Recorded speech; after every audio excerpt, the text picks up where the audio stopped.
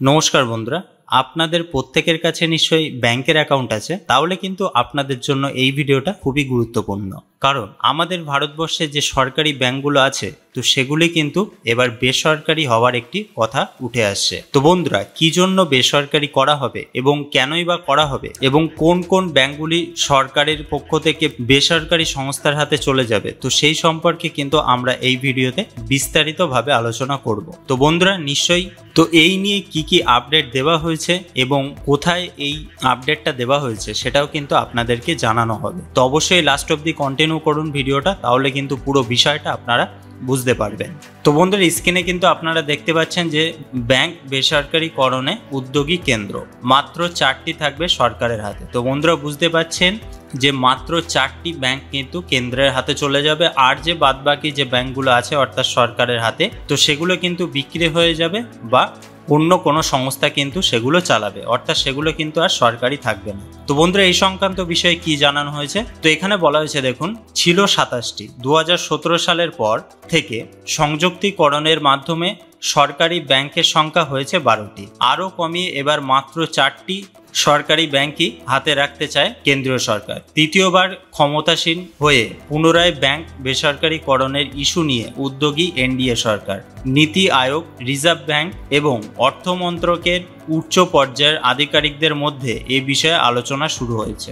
নতুন করে আবার সংযুক্তিকরণ নাকি সামগ্রিক বেসরকারিকরণ, এই সিদ্ধান্ত নেওয়ার জন্য একটি স্ট্যাটাস রিপোর্ট তৈরি হবে। প্রাথমিকভাবে অবশ্য আর সংযুক্তিকরণের দিকে না হেঁটে সিংহভাগ ক্ষেত্রেই বেসরকারিকরণের কথা ভাবা হচ্ছে।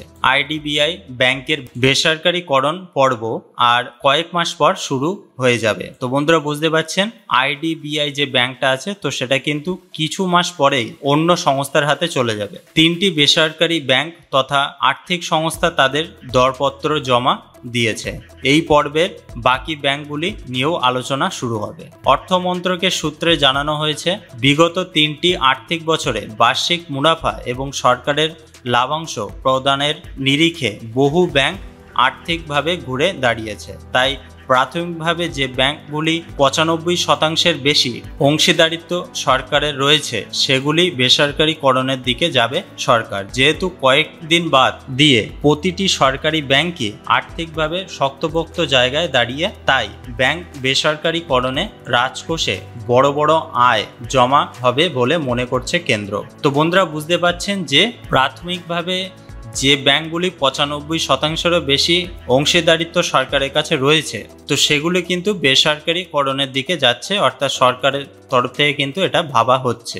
সরকারের পক্ষ থেকে এটাও ভাবা হচ্ছে যে প্রতিটি সরকারি ব্যাংক আর্থিকভাবে শক্তপোক্ত জায়গায় কিন্তু দাঁড়িয়ে আছে, তাই বেসরকারিকরণের জন্য যাচ্ছে সরকার। তারপরে কি বলা হয়েছে দেখুন, ব্যাংক বেসরকারিকরণের প্রধান কারণ গ্রামীণ আবাসন নির্মাণের লক্ষ্যমাত্রা এবার বাড়ানো হয়েছে। ঠিক হয়েছে, 3 কোটি নতুন আবাস করা হবে। 50% বরাদ্দ বাড়তে চলেছে অর্থমন্ত্রকের বাজেটে। সেই টাকার সংস্থানের জন্য এখন থেকেই ব্যাংক বিক্রির জোরদার উদ্যোগ শুরু হয়েছে। তো বন্ধুরা, বুঝতে পারছেন যে এইবার যে বাজেটটা পেশ হবে তো সেই বাজেটে কিন্তু 3 কোটি নতুন আবাসের ঘর তৈরি করা হবে এবং 50% বরাদ্দ কিন্তু বাড়তে চলেছে অর্থমন্ত্রকের তরফে। এই যে বাজেটটা হবে অর্থাৎ পূর্ণাঙ্গ যে বাজেটটা হবে তো সেই আবাসের টাকা যোগানোর জন্যই কিন্তু সরকারের পক্ষ থেকে এই কথা ভাবা হচ্ছে। অর্থাৎ যে সরকারি ব্যাংকগুলি আছে 12টি সরকারি ব্যাংক, তো তার মধ্যে কিন্তু শুধুমাত্র 4টি ব্যাংকই সরকারি থাকবে, আর বাদ বাকিগুলো কিন্তু অন্য বেসরকারি সংস্থার হাতে কিন্তু তুলে দেওয়া হবে। কোথায় এই নিউজটা পাবলিশ হয়েছে তো সেটা কিন্তু আপনারা দেখতে পাচ্ছেন। তো এই নিয়ে আপনাদের কি মতামত আছে অবশ্যই কিন্তু জানাতে ভুলবেন না। তো বন্ধুরা, ভিডিওটা ভালো লাগলে একটি লাইক করতে কিন্তু ভুলবেন না। আপনাদের সুচিন্তিত মতামত অবশ্যই কিন্তু আমাদের কমেন্ট বক্সে লিখতে ভুলবেন না। পরবর্তী কোনো ভিডিওতে বিস্তারিত আলোচনা নিয়ে ফিরে আসবো। ততক্ষণে আপনারা খুব ভালো থাকুন, সুস্থ থাকুন, আর আমাদের এই ভিডিওটা দেখার জন্য আপনাদেরকে অসংখ্য ধন্যবাদ।